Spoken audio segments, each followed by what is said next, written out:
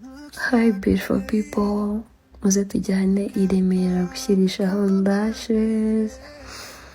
Aho niyo nari ngiye gukorera hita Girls Beauty Studio.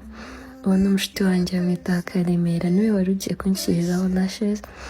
Yari ari guhitamo aho ngaho utwo ari bunshyirireho agendeye ku maso yanjye.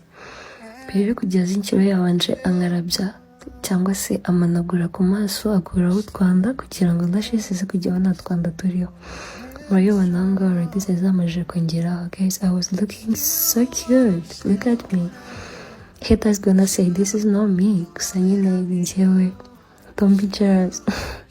Aho ngaho yari ari kuturinganiza neza. Nyuma yaho nasleyinze mfata utuvideo, mfata udusnap like byari sawa. Bamwita Isimbi Karemera lashes, akorera mu Gisimenti hano i Remera. Look at her, she's cute. Aho twari dusoje turi gusleyinga, dutashye njye nawe twatukumburanye n'umushuti wanjye of course. Nyuma yaho natashye nabonye umumotari. Guys, let me tell you, uyu mumotari ni umwana mwiza. Twahuye turahuza, ansaba ko I was taking some videos, arambwira ngewe wanshyizemo. I was like wow. Namufashe utuvideo twinshi, arambwira ngo nzamuposting, ndabwira ko nzabikora.